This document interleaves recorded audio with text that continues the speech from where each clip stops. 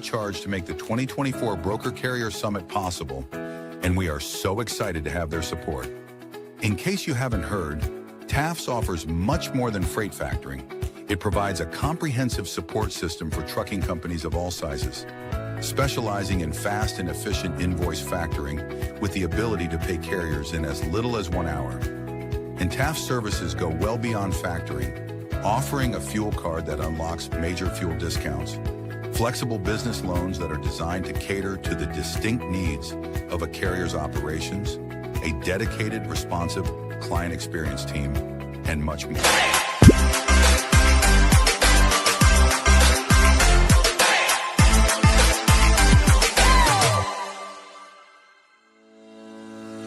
Blackbox Logistics is a 3PL freight brokerage based out of Birmingham, Alabama. Blackbox Logistics was formed in 2020 by 3 friends, Logan Dyer, William Graves, and Will Hopkins, in a basement office with the goal of bringing transparency around the clock communication and hassle-free customer experience to the table.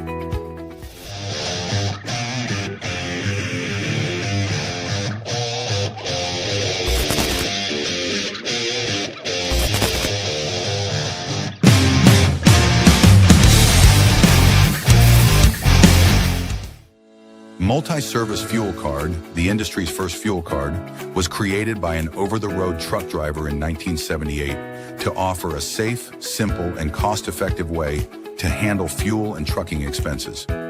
Initially, it addressed safety concerns of carrying cash on the road. Today, it combats advanced fraud with best-in-class technical and personal support.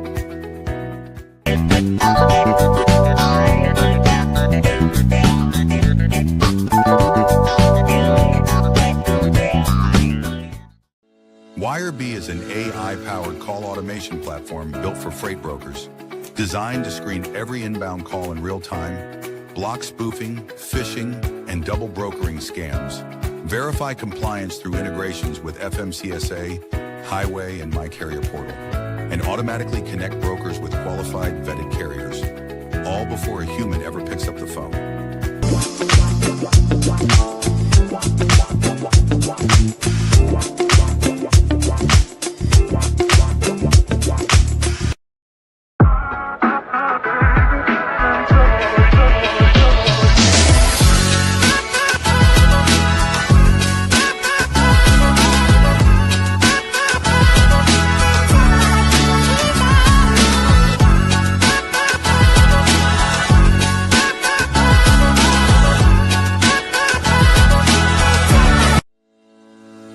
Sales-CRM is built for freight broker and agent sales teams. Manage your shipper prospecting and follow-ups. Organize your carriers in the lanes they run.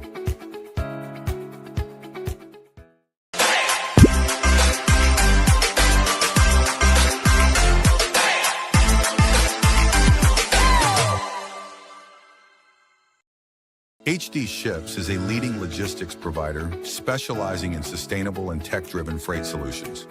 With hubs in Reno, Phoenix, and London, we deliver comprehensive services, including full truckload, expedited cross-border, and intermodal freight.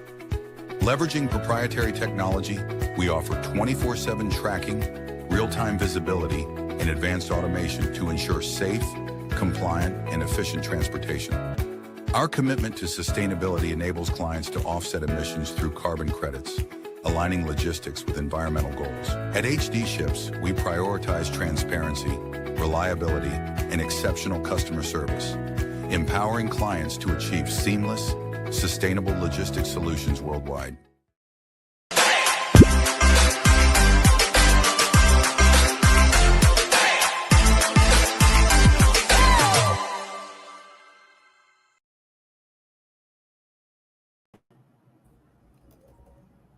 Happy Friday. Matt Dawg, happy Friday. How are you? Doing good. You? It's cool to do a Friday show. We haven't done we used to do Fridays all the time, but I feel like lately it's been Wednesday or Thursday. So it's cool to do. I always prefer Fridays, and it's good to have you back in the States. Yeah, it's kind of from like a dingy hotel here, but it's good to be back. Really pumped about today's episode too. it's fun. We've had a lot of really cool guests, but a lot of our guests have done other podcasts. So it's kind of cool to have somebody who has not done a podcast before and super successful person. So it should be fun. Yeah, no, 100% excited to dive into it. I don't know much about his story, but just looking from the outside, it's really cool to watch somebody grow up in a company. He came in as a logistics coordinator in 2015. Now he's the CEO in 2025. So it'll be neat to dive into that, unpack it, and see what he's learned along the way. Yeah, 100%. Well, shout out to our sponsors, Multi-Service Fuel Card. Been around since 1978. They have cards for brokers. Jessica, Patricia are great. We've had Jamie on, one of the drivers who uses their fuel card, loves it. Great company. Wirebee, I'll let Will talk about this. We had them on our show the other week. Also fantastic company. Yeah, Wirebee is our newest sponsor. Their mission is to fight fraud through phone calls. Their main use case is blocking scammers before they get through your phone system. So it's saving you a lot of time on the phone, also making sure you get good, qualified, vetted carriers. It's a cause that we can all get behind, right? Whether you're a carrier, broker, or shipper, it's a cool thing. There's a lot of products that maybe align for one side of the industry, not the other. Wirebee is one of those products that's got an actual use case in the AI world, which is very buzzy lately. That's making a real impact. So we're pumped to have them on board. And yeah, we had them on the show last week. So if you guys are interested, check that out or go to wirebee.com.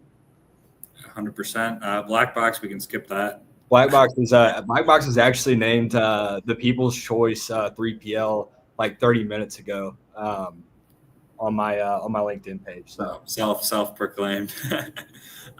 Just kidding. Black Box is Will's company in Alabama. If you're down in Alabama looking for work, HD Ships. If you want to talk about being an agent, I'd love to talk to you. Sales Dash, they're the OG sponsor of the show. Also a Tennessee-based company, Freight Specific CRM. It's been cool to see Josh grow over the last year or two. I mean, we were just talking to him the other day, and they're getting more and more brokerages working with them. They're the only Freight Specific CRM out there I know. We both met Josh in person. Fantastic guy. He's a sales rep, Drew, as well. Yeah, the People's Choice 3PL Black Box uses Sales Dash, and we love it. And then we've got our banner sponsor, TAFs. Great factoring company, top 10, very big, but they've got that personal touch. They put out a lot of good educational content. Their website, great guys over there. Hit up Ryan, Rob, if you're interested in factoring, brokers, carriers, what have you. And they're very involved in BCS and things of that nature. So great company to be aligned with. Yeah. Awesome, man. Well, yeah. So we're pumped to have Hunter, CEO, KCH Transportation, on today. A cool thing about this podcast, so it's his first podcast. So also, we announced the show today, and usually a lot of times we'll have a leader of the company on the podcast, and we'll advertise it, and it doesn't get a ton of attention from their company, right? But Hunter and KCH, we put it out today, and there's people sharing it left and right from all over. So that speaks to how they see him, and it shows that there's a lot of respect. So we're very excited to have him on and unpack his story. So go ahead and bring him on stage. Hunter, hey, how are you doing? Hey, what's up, guys? Happy Friday. People's Choice. Yeah, people's choice. They're saying, they gave KCH second. So Hey, we'll take it. Yeah, man, it could be worse. How you guys doing? Good, man. I'm getting through the week, and Matt's a traveling man over here. Just made it back to the States, streaming from it could be in worse places in Miami, Florida, from my understanding. I've been keeping up with them a little bit. Columbia, Florida. There's worse places to be. You're from Minnesota, right? Yeah, Minnesota in the winter isn't fun. Miami's not as fun in June, but it's definitely it's fun golf in the winter. season in Minnesota, right?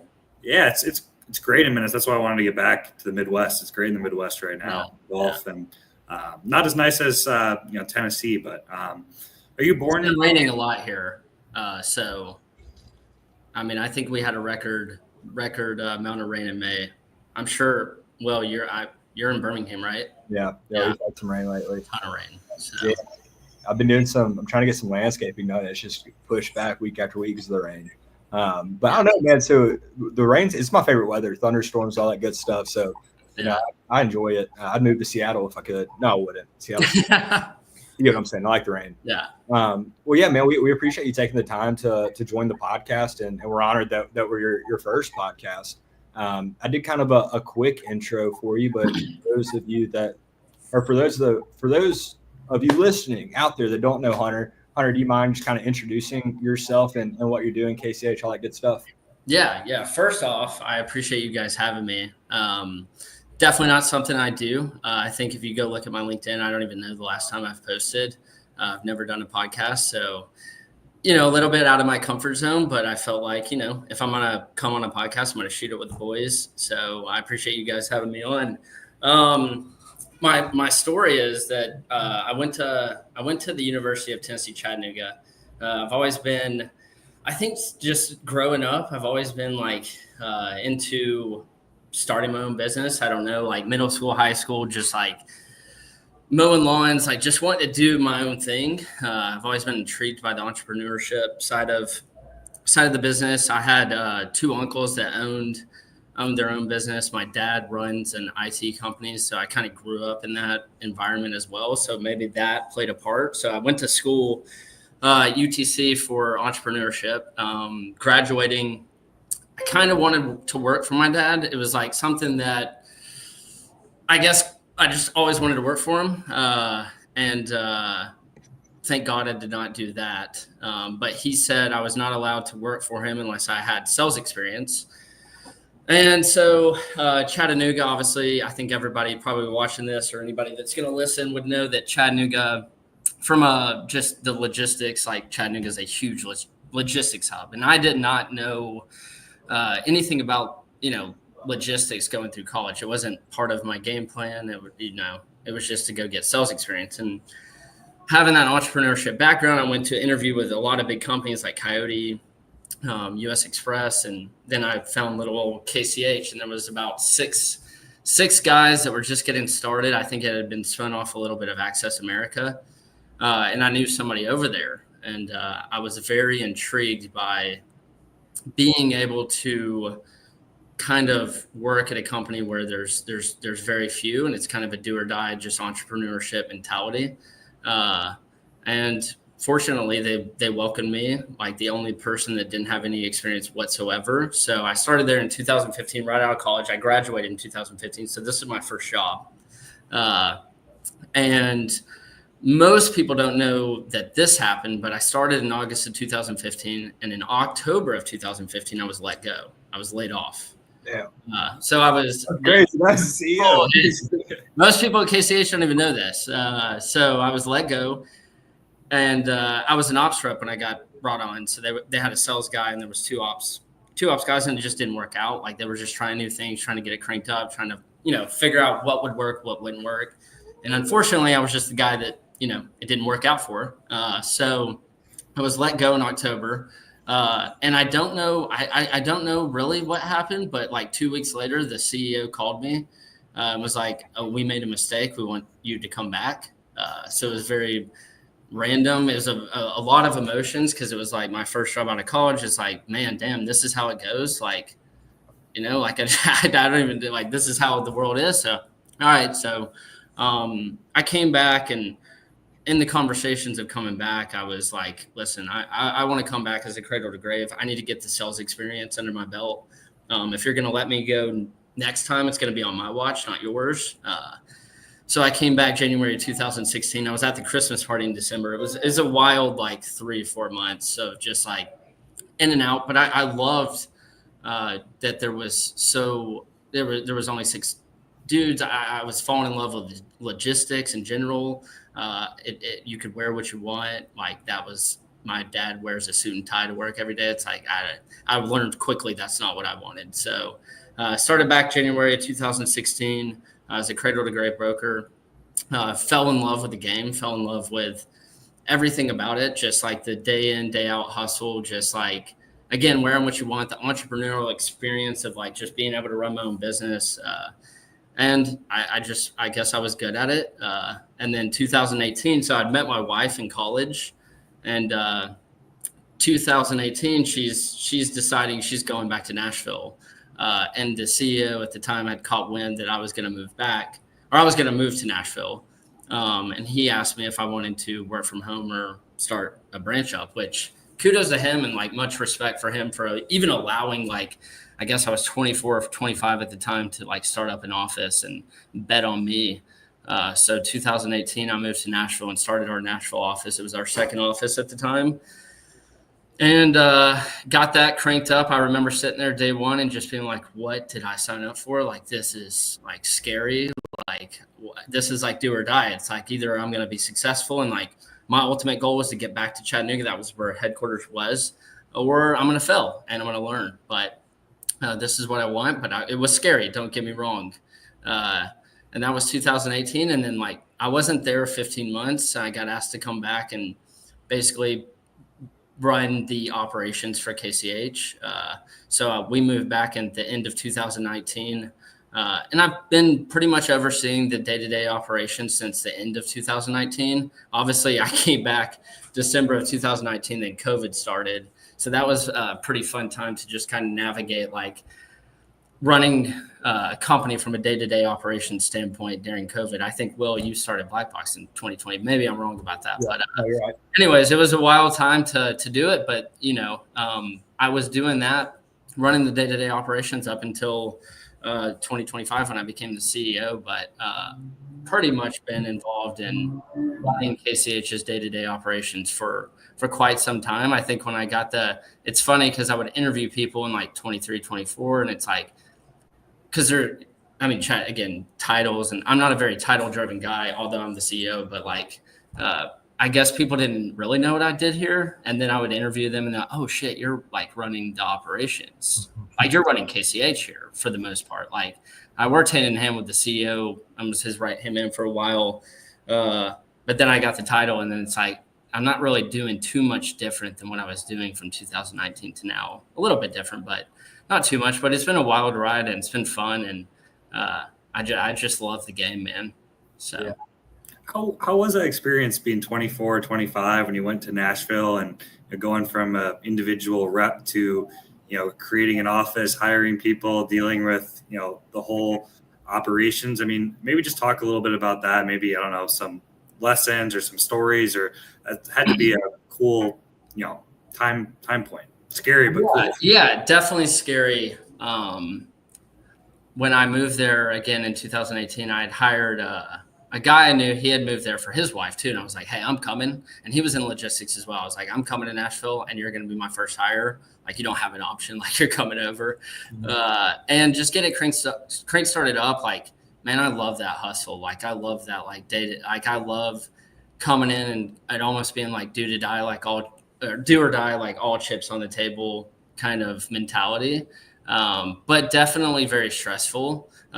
My wife is, God bless her, probably the only reason I'm still alive to this day. Like she definitely kept me aligned when I would get out of touch with whatever was going on. But it was an awesome experience. Like I remember leaving Nashville and coming back to chat and just like bawling, crying, like just being like, wow, I can't believe like what we built there and like moving back. And there, I mean, you're talking about like when I left, there was only 10 people, but it was just so important to me and it was so fun. And like those times I cherish so much, but just that do or die mentality. And then, yeah, it's a surreal experience. Sometimes even now, even moving back, and at the time of before 2020, we had, or 21, I guess, we had, 40 people, 45 people. And then 21 hit. And again, Will, Matt, you both probably know this, but 21, 22 it was booming for everybody in logistics, right? And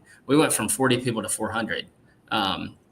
So it was a whole different experience. It was very, it was humbling. It was an eye-opening experience, and it was fun, but yeah, very stressful. But yeah, I mean, and again, like sometimes I'm 32 years old. It's like, I tell people sometimes it's like, just don't look at sometimes, and I don't know if this is wrong or right. So I'm not a politically correct guy if you haven't caught on, but I don't look at myself as a CEO a lot of the times. It's just like I'm just a cradle to grave broker. Like in the day to day, I just love the game so much, and I'm in it with the boys and the gals of the industry, yeah, I mean, but it does create and then I'm like slap myself back in reality, and I'm like, okay, I'm overseeing a pretty large company. Like I need to make sure like we're taking care of the house, like we're taking care of the people, and floating that line of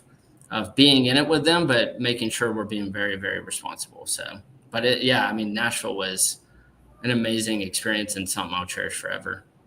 Yeah, no, I think that's a great point. What you're describing, that is my experience, right? So I'm the same way. I started cradle to grave, fell in love with it, and then we left, myself and my two partners, to go start this company. It was, I mean, early on, it's like, what do we sign up for? You know, like I left because I'm a good operator. I'm a good cradle to grave broker. Like I'm very good at that.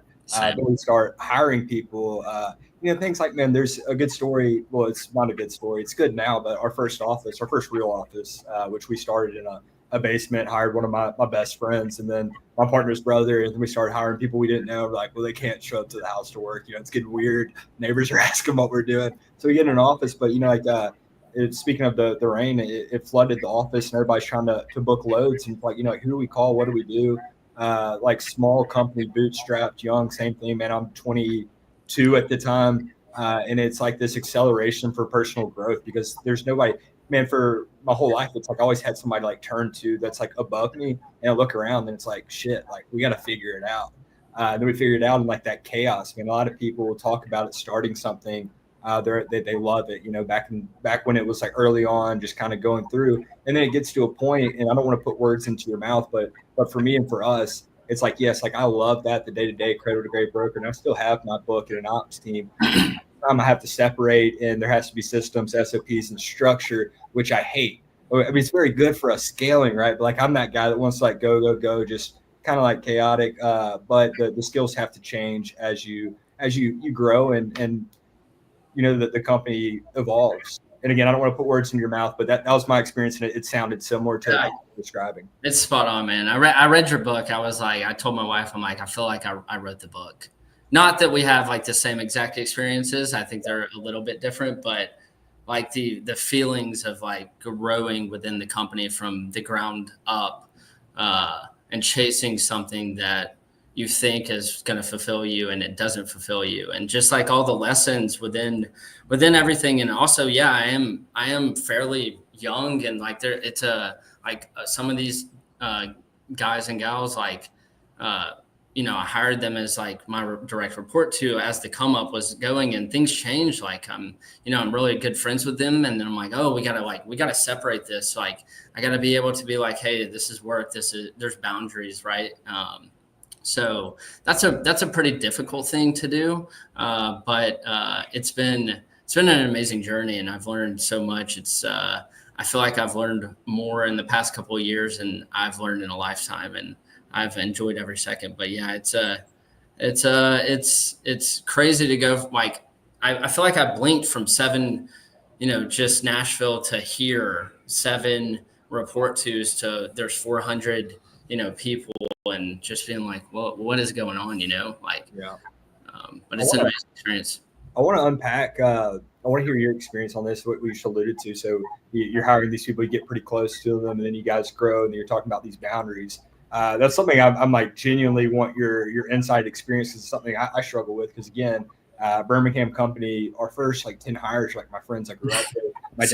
My dad worked here at one point. Didn't work out, but so like that's something that I've really struggled with is kind of, you know, like separating that. So I'm curious your experience with that is now you're the CEO, but also, you know, like self-proclaimed, like one of the guys, like, you know, cradle to grave broker. Yeah.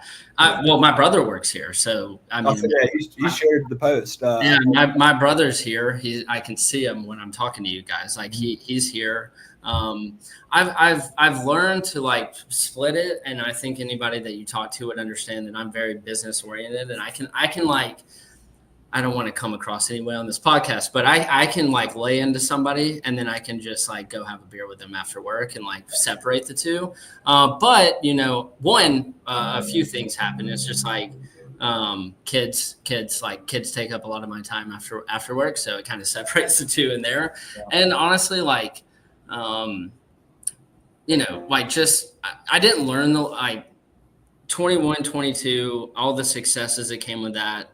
There was a lot of humbling experiences for me that happened in 23. I did feel like I had to go out, I traveled a lot. We had 7 branches. I would always go, I would travel so much. And like, you go out with everybody. That's how I connect. Like, I have to get out of the office. I have to get out of the day to day. And I would tell myself and my wife, like, this is how I connect with everybody. This is how we grow the company. This is how I get the relationship. But in reality, that's not necessarily what was happening. It was me actually just making myself comfortable with growing a relationship with them. And so I had a realization, just like going 23 was a tough year. I think maybe everybody in logistics, I don't think I'm sharing anything that everybody doesn't already know. And that was a very humbling thing of like up from 2015 to 2022.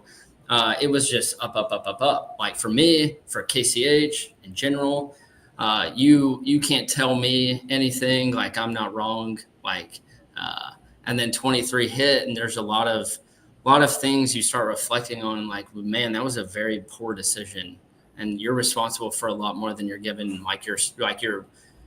You're a lot more responsible for what you think you're responsible for. Like in your mind, like you got to be much more careful. You got to be. What do you want? Like I'm talking to myself every day, probably like you are, Will. And 23 was just like, okay, this is. I gotta get a lot of things in order if I want to be who I want to be, and I want to take this company where I want to take it. The brokerage world in general, at least in Chattanooga, because it's small yet big. For logistics is big yet small, at least here. And I hear all the stories, and I wanted KCH to be a company that like not only employees like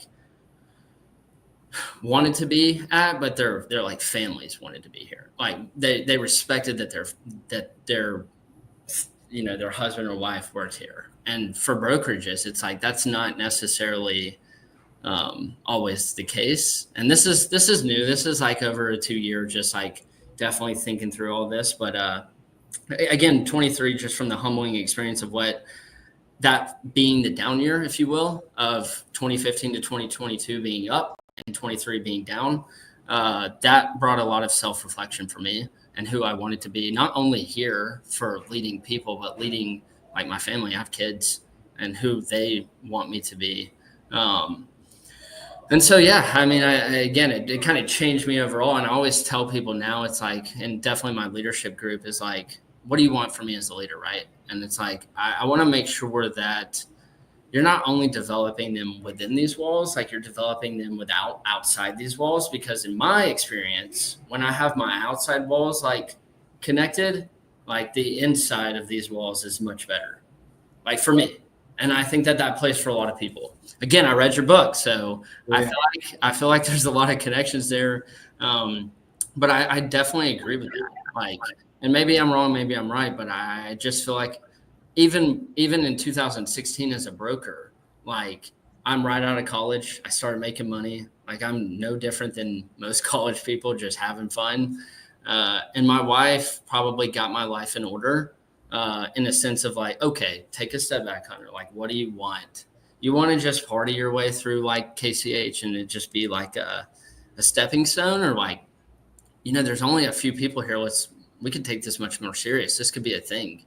And I think just having my personal life in order really played into that of me being successful. I don't necessarily know if I would have been successful. I told her I was going to say this on the pod and she was like, God, don't say that. But like, I do put a lot of credit on her for that. And I mean, my God, what she's dealt with me is like, it's bad. Let's just put it that way. I mean, I remember being in Nashville and being at dinner with her and she'd be like, you're not even present. Like, you're not even here. You're just like, and I care a lot about KCH. I care a lot about the people that work here, and I take a lot of responsibility with that. But like getting just everything in order. And again, this is like a 2-year. I've been here 10, but I've learned a lot in 2. Just getting all that in order. So I think just knowing who I want to be, not only inside these walls but outside these walls, helps kind of my relationships and the boundaries within the walls, right? It's tough. Don't get me wrong. I still got that inner like, hey, let's go have some fun. I want to be with the boys, but there's boundaries.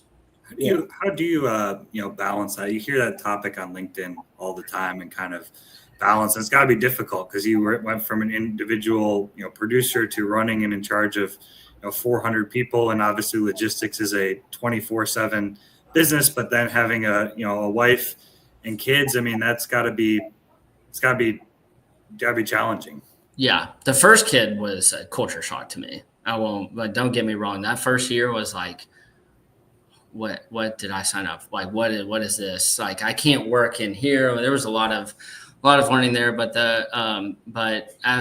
when we had the second kid and as he grew, like, man, having kids like is life changing in itself. Like just it changes who you are, like who I want to be for them. So I think I'll give my kids a lot of credit to who just changing me as well. But yeah, I mean, it's hard decisions. Don't get me wrong. This doesn't come natural every single day. It's like a Friday and, everybody, like we sit really close to a hotel, right? It's called the Moxie. A lot of people are probably familiar with that, but a lot of people go over there at 5, or a Goodfellas that's below us. It's like, do I want to go have a beer with everybody and just like relax and like kick it with everybody and talk?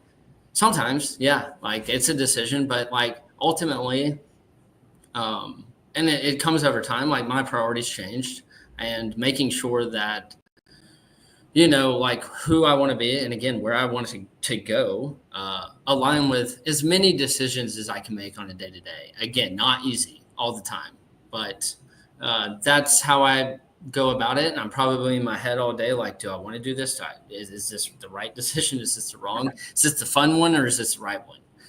And I think I have a healthy relationship with my wife, and enough to be like, hey, I gotta have like a golf outing. I gotta like get out of the realm of work and family and like just have a me time. And she gives me that. And I think that's very, very important as well. Like just communication. I think communication could solve like 99% of every problem, everything. So. Yeah, no, I would agree. I think, what you're describing, like the balancing act in itself, I'm always skeptical of anybody. I like the way that you were pretty candid about it, right? Still figuring it out. This is what you're attempting to do. I'm always skeptical of anybody that kind of sits there and is like, yeah, I got it all figured out, right? Because I really don't think anybody does. I think that's a human experience, more so just doing the best you can, learning from your history and trying to become, right? So and then so my experience with the which I don't have as much going on as you. Company's much larger. You've got kids. But when I feel overwhelmed with working all this stuff, it kind of goes back to what you referenced earlier. When things are good outside the walls, they're better inside the walls. There's a Seneca quote I really like: "We suffer more in imagination than in reality." So when things are good for me outside the walls, even kill, issues come up, and it's solution based. Okay, like what do we need to do to fix this, get it right? When things aren't good, something bad happens, I'm like, holy shit, we're going under, guys. Like this is bad. I'm over there just hollering, just know nothing that's, productive for anybody. And my problems compound because the problem in itself is not that bad. But then what I've made of it is I've doubled, tripled the problem. My problems are stacking up because I'm not executing, because I'm so so my experience has been, if I'm good outside these walls, I'm much better inside these walls. And going back to, you mentioned like being at dinner with your wife and like not being present. There's been times where I've been so hyper focused on building Black Box, and man, I had this lie to myself and others. I'm like, man, this is what it takes. Like nobody gets it. Like if I'm going to be who I need to be, and like this company is going to become what I want it to become, like I have to be obsessed. Like this is the trade-off for the success I want. Like you just wouldn't get it.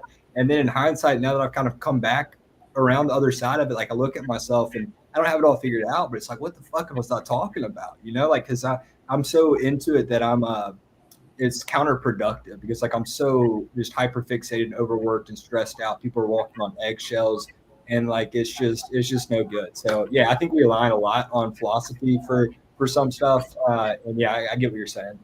Yeah, no, I mean, again, like my wife has always been like, it's never going to be enough for you. You're going to hit this like goalpost, and you're going to move the goalpost, and like it's always going to move. And I have a healthy understanding with myself now about that. And I do agree. Like I again, it's a battle. Like I a settler. Like I'm always moving. I always want to move the company forward. I want to do it for the company in general, like the logo. Like I want to make sure like it's a good company that people work for and they can have a healthy living and all that.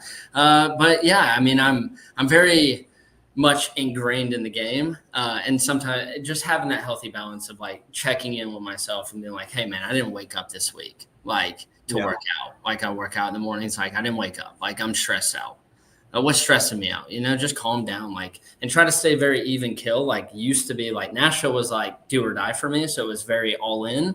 Now it's like, okay, just try to be as even kill as possible. There's a lot of chaos in this game to you. It's like things can go, you can hear so many bad things that have a bad day, have a load stolen, have this, that, and the other happen and just get out of whack. And it's just like, just stay very even kill. Cause then I can also have a big win from a customer and just try not to get too like high or low, just kind of stay very even kill. It's not that I don't want to celebrate the wins, but I also don't want to just like go so low that everybody's like freaking out. Just like, just be calm. And also like, I think I'm happy with just like the job. Like I like the brokerage game. Like I just love it. It's like, I have an understanding of that now. Like I chased a lot of things before. And again, this isn't over the course of the whole 10 years I've experienced this. Like this is a new-ish thing for me, but I just love the game. Like I just love the day-to-day. I love that so many people, like all three of us, like we're at different companies and there's so much that successful people in this and everybody can eat. And I love that. I love that people can show up and wear pretty much what they want, not exactly everything that they want, but for the most part. And I just love the game, and I have a healthy balance with that now. And like the success, I feel like it just follows that because now I have a healthy understanding of just loving it instead of chasing something that's making us all worse, making me worse in and out of here. So yeah. And this is a freight podcast, right? So I don't want to go too. Yeah. Sorry, we're going on a spill. No, you're good. I was doing that as a caveat for what I'm about to go into. What you just said was great. So if and when we're chasing things like the human psychology, or if you want to call it, I don't know if it's physiology, but so like the actual chase of that goalpost is what makes us feel good. It's not the accomplishment. So oftentimes. At least it's been my experience, right? So it was a moving goalpost, right? Maybe it's like our first 10 hires and like 20 or our first 20 million revenue, whatever it is. It's that chase that gives you like the dopamine hits that like feels good that you're going after. And you get so up and you finally hit it and you're like, man, it's not like it didn't give me the result that I expected. Like it didn't like fix me, like make me feel good where like I can relax. Now I just got to like double it, triple it. And it's kind of like the hand, it's just, you're just going to be in a constant going, man. And I don't want to, I'm kind of all over the place. You said a lot of things I want to touch on. Yeah. Talking about not getting high, too low. There's a good quote. You're not as smart as you think you are when you're making money. You're not as dumb as you think you are when you're losing money. Something along those lines. I really like that. It's been my experience because, like, yes, man, post-COVID, the market was booming. I was like, dude, I'm the man. Like I've got this shit under wrap. Like we're good. And then it takes off. It's just like, no, we just handle what we can. Is what it is. But yeah, man, there's a lot of good stuff kind of all over the place. Matt, I didn't mean to cut you off if you got any questions or anything. No, definitely not. Yeah, no, it's kind of interesting too. And you guys would know this way more than me, but you're talking about going through the ups and downs. How difficult was it? Like, because you could be the best CEO in the world, but if you're managing 400 people, you're going to have people upset with you. Same thing with carriers when you're that big. I mean, you could have a carrier rep do something and then have some carrier blast you all over like Twitter. I mean, you can't really, and that's different from being an individual producer where you don't really have to worry about all the criticism. And I know you're talking about staying balanced. How is that, and like how do you go about that as a CEO? Because obviously you have to look at it to help, but also there's, no matter what you do in some situations, when you have 400 people or that many carriers, you're going to piss off some people, and that's got to be a difficult to navigate. I'm just kind of curious on how you kind of go about that. Yeah, I mean, not everybody's going to be happy with every decision that I make, every decision that goes down. And honestly, like, again, until 23, like everything was just on the up and up. We didn't have that many people till 21, then it just explodes. And then 23, it's like, there's a lot of decisions that were made that were rather poor, in my opinion. And yeah, that's a difficult thing to take on, and I think that comes from a lot of, again, what I alluded to earlier is like just communication. Like, it solves so much, and being very transparent and honest, even if the person doesn't want to hear what you're saying. Like, that goes a long way. Whether they believe, like, not that they believe it, they just appreciate, again, if it's bad or good. It does keep me up at night just thinking about like people that aren't happy, but I definitely came to a realization and understanding that everybody's just not going to be happy with all the decisions I make, and that's okay. That's what makes this country so great. That if you don't love what I'm doing, like, by all means, like, go do it yourself. Like, that's awesome. Like, I love that some people would take that on. But it is a difficult challenge. And when I'm making decisions on a day-to-day basis, taking in a lot of opinions, it can be difficult sometimes. Like, and I get some criticism within these walls of like how many opinions I let into the decision-making, because it can alter how, like, which way we're going, left or right. So that's a difficult thing to navigate. But at the end of the day, I trust my team, and I make sure that everybody giving me their opinion is giving me it, in their best, not in the best interest of KCH, and in an honest opinion. Like, I don't want yes men at the table. I want people to give me the honest, feedback. Like, I don't tell me what you think I want to hear. And trust me, I got enough people telling me what they think I want to hear. Like, I don't need that. I want honest, leadership team. And in my opinion, I've always said, like, if more people think that the decision is the right decision than the wrong decision, I try to simplify it down to that, then we're going to move forward, whether I disagree or agree with it. Like, I'm not always right. So, like, as long as more people think that decision is the right decision for where we're at and who we are and where we're going, then I'll roll with it. That doesn't mean that 100% think that that's right. That might mean 60% think it's right and 40% think it's wrong. And I'll deal with the 40 in an honest way like that. And it is tough. Like, listen, there is one thing I learned about leadership. Like, it is, you might be really good at slinging some freight. Leadership's it's a whole different, like, psychological, like, thing to deal with. So have you noticed that with, you have like a great freight broker and then you promote them thinking it'll work in leadership, and then it doesn't work out, and then kind of a nightmare? Oh yeah. One of the lessons we learned is, like, we grew so fast from 21 to 23, if you will. And we had a motto for most of everything is like, we're not going to hire externally for leadership roles. We're going to hire, like, you're going to grow within the company. Like, we're not going to bring anybody else in. Everybody, if there's a leadership role, it's somebody that worked their way into that. Right.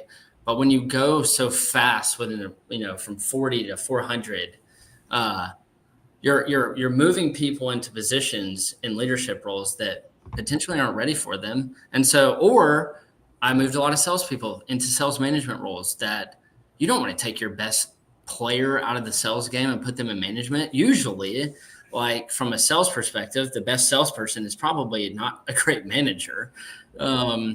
So we had a lot of healthy conversations, like, reversing our way back out of that. But yeah, I've put a lot of people, like, man, you're really good at moving freight. Like, let's put you in management and just teach everybody else, like, how you move a lot of freight. And then they're essentially not great at managing people. And they'll tell you, like, I don't want to manage people. That just happened. We did the same. But yeah. I feel like a lot of people did the same. Just gotta learn from it. Like, I learned a lot from that. Like, so some people want to manage people. A lot of people, like, what's the saying? Like, the coach, like, the players are never the best. What I'm gonna mess this up, but the players are never. I'm gonna mess it up too if I were to say the players are never. You don't see many head coaches that are like A+ players. Yeah. And the A+ players that are coaches are not great coaches. So, like, yeah, that makes sense. How we haven't, it's kind of rare. It's been a fun conversation because we've talked about all types of things, but it's rare we have 3 salespeople and we haven't even touched on sales yet. So maybe as long as we're kind of on sales training, you guys obviously went, I mean, everyone knows it was a good time, but still to go from 40 to 400 people and just the growth, of KCH to get to a top 100 company, obviously, sales is a big part of it. What's kind of maybe, some sales training you guys do there, your kind of philosophy to sales that you think has helped you guys grow, or maybe just want to talk about, sales in general a bit. Sales is hard, first and foremost. I think a lot of people overthink it. So if I was to give anybody, I look back at like some of the things that I sent as a first time, seller or whatever, cradle to grave. Like don't overthink it. I see and I get a lot of messages from a lot of different companies, LinkedIn, email, whatever. And it's just full of a lot of stuff. And I think it's just like being real, like just be yourself. And that won't work every time. But when it does work, like it'll pay off. Trust me. And I had a customer that was pretty corporate-ish and very professional, if you will. And I just, I remember sending an email and being like, "What's up?" Whatever that person's name was. And my sales manager at the time was like, we don't like lead with what's up. And it's like, that's just who I am at the core. And like, if they don't like it, I just want to be real, like just a real interaction. And again, I'll lead back to it again. Communication is could solve 99% of honestly all problems within these walls and outside these walls. And communication, if you take it from just that doesn't mean talking. That means listening. That means when you're asking questions, you're very intentional about what questions you're asking.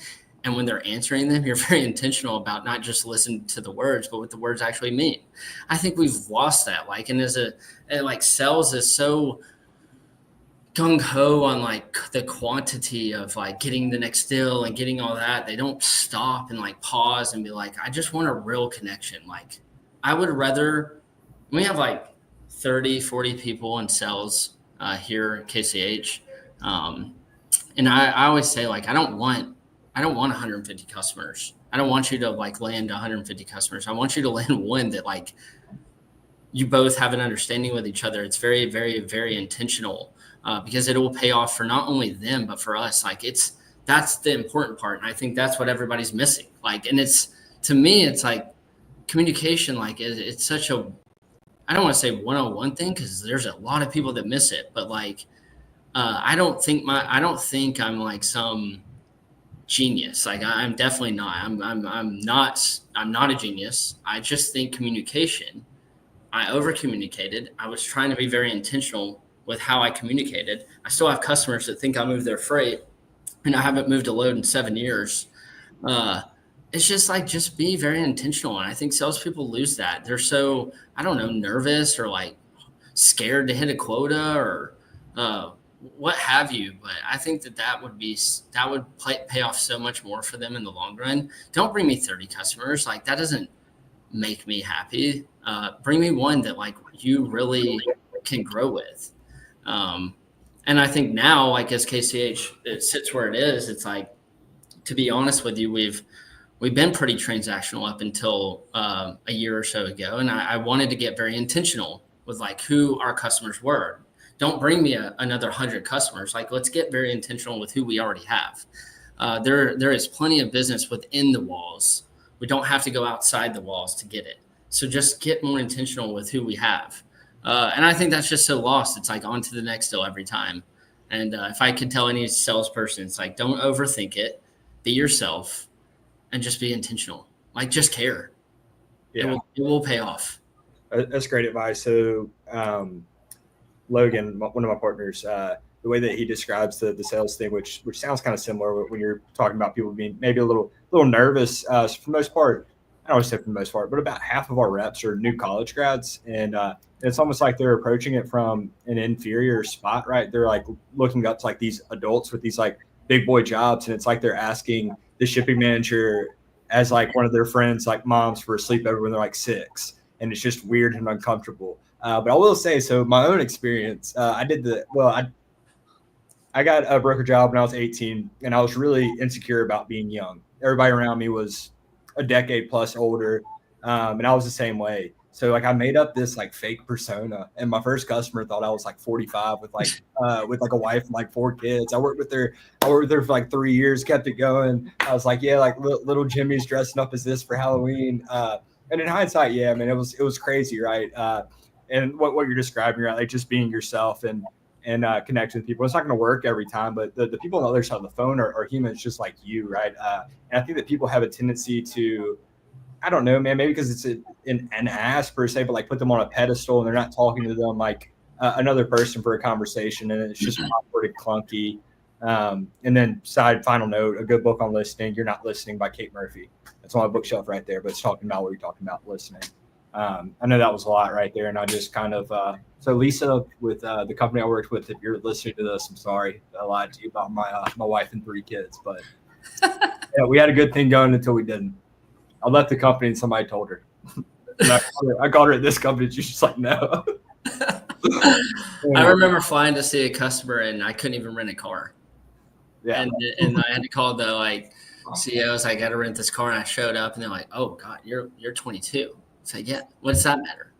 yeah. No. I went to they invited me to their house to do a cookout with them and their family. It was an awkward but real like relationship. Did I want to be there? I don't know, probably not. But did I go? Yeah. And did it pay off? They're still a customer. So like just being real.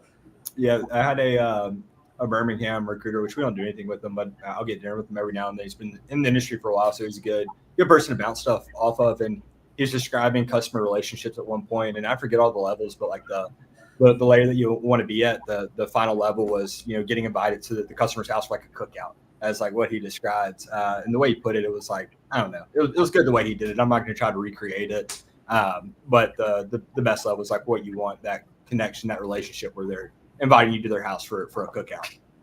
Yeah. I mean, yeah. Just real conversation, man. Yeah. Real relationship. It goes so far, and it's lost, to be honest. Yeah. You especially see it too. I'm sure you as a CEO see it all the time in your DMs on LinkedIn or your emails, just from different tech companies, recruiters, probably. You probably have a general idea kind of like what you're saying. It's gone, and there's a lot of bad sales outreach. Yeah, like if you reach out to me, it's like I usually answer the one sentence like reach outs on LinkedIn. It's like, hey, what's up, dude? Just love following you or love hearing about KCH or whatever. And it's then the 99% of them are just full of garbage. Develop relationship. Yeah. So I don't know, just the real just communication again. Like I'll allude back to that. It's just like it goes so far. Yeah, if it's a bunch of paragraphs and the DMs click into, it's like I'm not, buddy, I'm not reading that. You just don't open. And that's who I am. Like if you ask anybody here, it's like, and we had a leadership. We bring in like all the leadership team twice a year, and the way I email, I'm not a big email guy. I'm like, just pick up the phone and call me. And if you have to email me, it's for reference for yourself or me. But like, I'm going to talk to you face to face. We're going to talk on the phone. Like, I'm just not a big email guy. But when I email, sometimes I just like email in subject line, and they're like, you got to get with the times, man. But it's like, that's just like who I am. I just want real. Like, I don't want to be something I'm not. And I want everybody to feel like that they can be who they are. And a big thing with leadership is just building those relationships. And it takes time, but to make sure that they're real with you. Like that's a big understanding. I don't want yes men, but having that relationship, very strong relationship would enable them to be able to not be a yes man. So we have to get to that point too, where they're comfortable. Cause I have, I've had bosses, it's like, it's not easy to tell them no or like what you actually think against them. You have to have that relationship. So that's very important. Yeah, that's a huge thing, especially if and when you're in charge of a bunch of people. I think that if you are in charge of a bunch of people and you have people that you're relying on, you probably know that the yes men and the people that are going to tell you how it is. Yeah. And if you're not careful and honest to yourself, first and foremost, you're going to find those yes men, and you're going to, because I've got them around. I've got the ones that if I like the people I don't want to go bounce something off of, are probably the ones I need to go bounce it off of. and have like an honest, candid conversation. What you're speaking to as far as, you know, giving them the space to be able to be honest. Because for the longest time, I was like, man, everybody's a yes man. But really, no, I'm just like, dude, I'm wound so tight. I like snap on somebody. It's like they're not gonna be honest with me because Correct. Yeah. Unhinged. So that's great points. Guys, I gotta go let the troops go. We get off at 4, so I gotta go do this end of week speech. Hunter, man, this was great. We really appreciate you coming on. I'd love to do it again at some point. We know you're a busy guy, but you're welcome anytime on the show. Yeah, thanks again. Yeah, I appreciate you guys. So I'll jump on anytime. Let me know. All right. Thanks again, Hunter. Enjoy your weekend. Hey, best of luck with the baby. Yeah, I'll keep everybody posted. Yeah, let us know. Have a good weekend. See you guys. Enjoy it. See ya. All right. That was fun, man. It was cool to have an episode. Like, obviously we don't plan these shows. We don't plan our questions. We just kind of go with the flow, but it was like a lot of mix of life and freight in that conversation, which I think was fun and kind of unique. We haven't had a show like that in a while. So it was fun kind of where the conversation went. Yeah, well, it was more of he comes off very genuine, right? A lot of times you get like a CEO or a heavy hitter of a company, it's almost like they're being very careful of what they say. And it kind of goes back to what he was speaking on with the communication just being real. That's the impression I got. So yeah, I really enjoyed it. I learned a lot. I thought it was a good conversation. One of my favorite shows that we've done thus far. About 60 shows deep or something. I don't know. Yeah, I was talking to somebody not in logistics today, and I guess I had never told him we did a podcast. And they go, "How many have you done?" I was like, "Yeah, well, it's over a year now. We're like 50, 60. Crazy how time goes." Shout out to our sponsors, Multi-Service Fuel Card, been around since 1978. Patricia and Jessica are great. They have cards for brokers too. YRB, we had them on the show. Great for AI, for screening your calls and a lot of other things. Go, watch the episode we had with them recently. Great company. Black Box, Will's company, HD Ships, where I recruit agents for. Sales-CRM, Freight Specific CRM, Josh Lyles, Drew. They're absolutely phenomenal. And brought to you by Taft's top 10 factoring company. Rob, Ryan, great service, great customer support. And we'll be back next week with another cool guest on Thursday. All right. Yes, we will. All right, Matt. Well, I'm sure I'll talk to you soon. All right. See ya.